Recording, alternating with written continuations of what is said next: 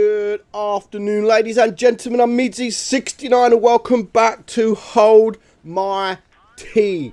Yes, hold my cup of tea, because these games are just amazing. So sit back, enjoy the show.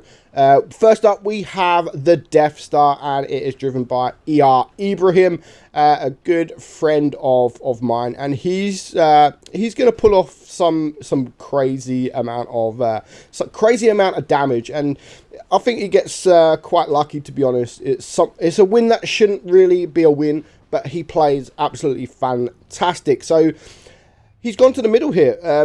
It's a good position if you can get there on time, especially with 30-40 seconds gone. You could do that to the side of an AMX 50B. Usually when I'm in a Death Star, I go to the left side, the sort of the TD spot as such. So to come to the middle is quite risky, but it does pay off, especially if you do get there quick enough for the heavies to cross that are crossing, because you will get some side shots, and using the Hesh, you're going to do some big damage. That's if you hit. And of course, you also have the side shots here from the medium tanks if they start to cross as well, which there is a few tanks up there. You got the Yag Tiger. Oh, hello. Oh, whoa. Are you not going to look at the guy in front of you? Nope, he's going to go for the Yag Tiger and completely destroy him and puts him on fire, and he's dead. He is gone. So that was a bit risky, not going for the tank that would literally just went past him. It was like he couldn't see him.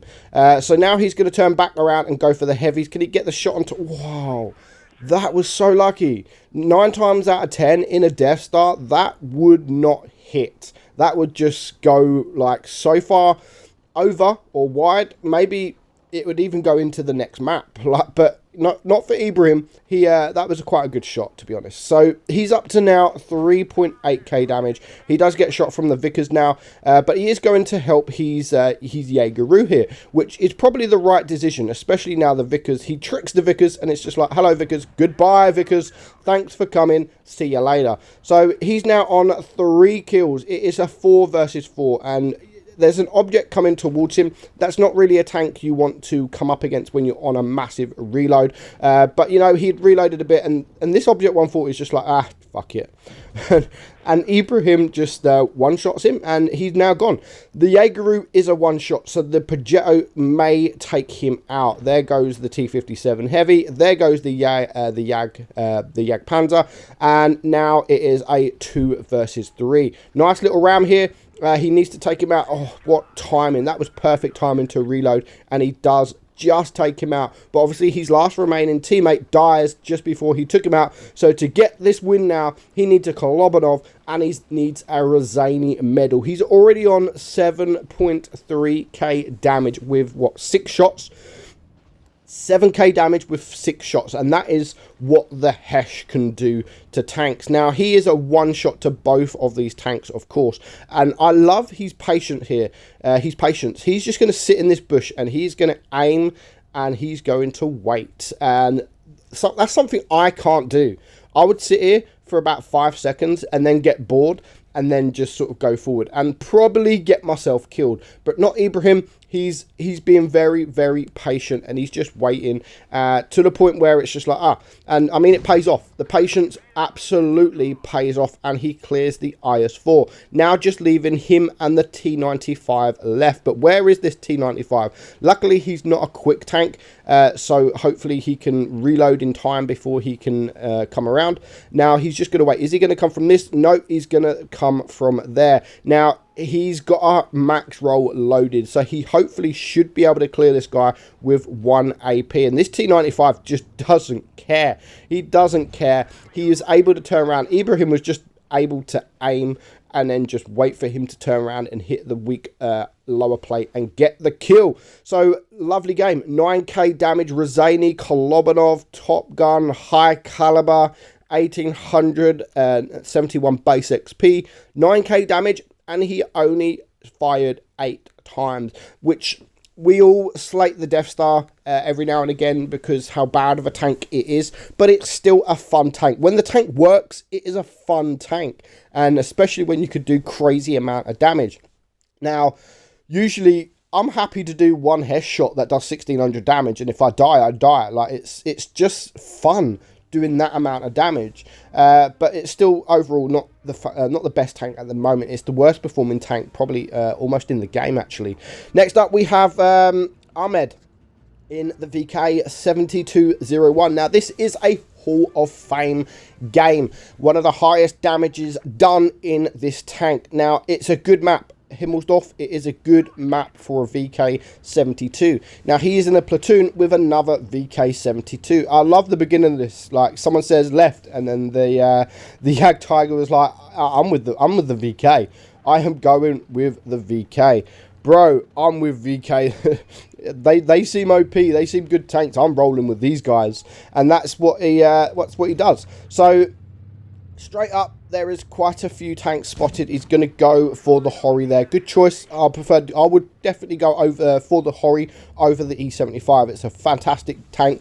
Good penetration, good premium round. So that was a good choice. Of course, he had to use the heat to guarantee the pen. And the best thing with the VK is the armor profile. Now, it does have the weak sides, but of course, if you are moving, then they do become very, very difficult to hit. The same as the bottom plate. If he can get into this kind of position, it's a god of a tank. It really is, played correctly. So there is quite a few tanks around here. He's just sitting and holding. He has his team behind him, and now he decides to sort of push over because he does have his team behind, and that guy is just going to shoot HE because why not? So only 100 damage done to him. He's going to get that nice shot on the E100. And then he's just going to back up and reload and hopefully not be in any sort of danger. So he's just waiting. Of course, if you look at the minimap, the team have started to flank around. There is one light tank on his team, or medium tank, sorry, that has come or is that a heavy? I'm not quite sure. I think it's a heavy.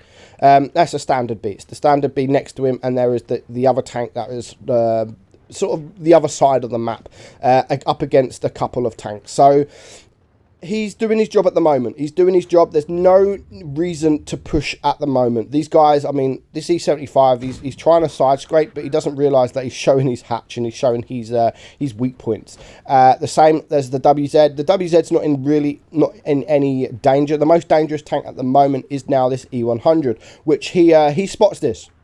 So he's going to go for the E100. He's going to go for the heat into the cheeks, and he's going to get a nice bit of damage done to him. That's the worst thing about the E100. The VK pretty much is the same as the E100. It's got the same gun, but for me, it's a much better armor profile than the E100. The E100 has just got too many weak points, whereas the VK is really, really strong. Now, this WZ decides to push, yeah, not the best of ideas, WZ, and he pays the price. So that is the first kill of his team, and his team are dying. They've lost the left side of the map to these couple of tanks. The E100 is a one shot. The Hori is there, so he really wants to take care of this E100, and that is exactly what he is going to do for his second kill. There goes the VK. There goes his toon mate. Maybe his toon mate should have been up the front here with him holding. I think they would have cleared these guys a lot sooner if his teammate was pretty much holding alongside him here. One could have the left side, one could have had the right side, and they could have cleared these tanks really, really quickly. So that was a nice bounce from whoever that was, the Motion. At the moment, it is a 4 versus 5, and there goes the E100 on his team. He really needs to take care of this Hori. The Hori is a dangerous target. It's now a 2 versus 5. A lot of work to do, but he does manage to take care of him, and his TD on his team is getting rushed by 3 tanks, so he's not going to last a lot much longer. But there is a full hit point Motion, but he's going to ignore the Motion now and go for the one shots, which one of them is the Foch. He does take a shot from the Motion, so it's a 1 versus 4.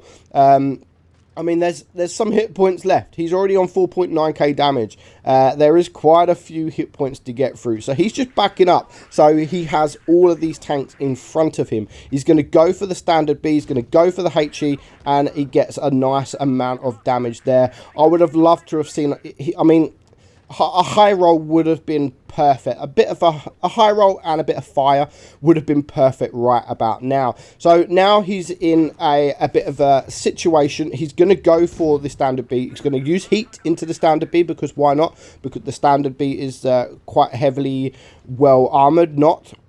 So I'm not sure why he actually went for the heat there. But, you know, I love what he's doing here. He is going to take a few shots from this motion, but he needs to back up because the E75 is coming around the other way. So he's just going to keep backing up. And again, he always wants to make sure that both of these tanks are in front of him, showing his strongest part of the armourer. So I love what he does here. He does take a few nasty shots, but, I mean, it's going to come back and he's going to pay the price.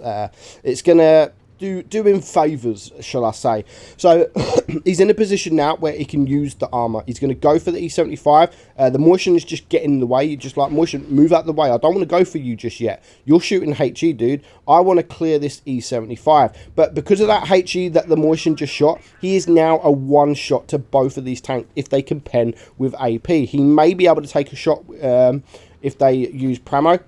There's one bounce, so now he can just focus on this E75. He can turn the armor against him, and that is exactly what he does. He's going to use his last heat, though, into the side of the E75. Maybe he should have used the AP because he may need the heat. But the motion armor is actually not that great. It's got so many weak points. It's got the top hatch, it's got the bottom plate there. You can see it's got the side cheeks, but he still manages all them weak points. He still manages to bounce the guy, but he's still doing a fantastic job. He needs to get close to him, and again, the motion is just resulted in doing 4 damage. 4 damage.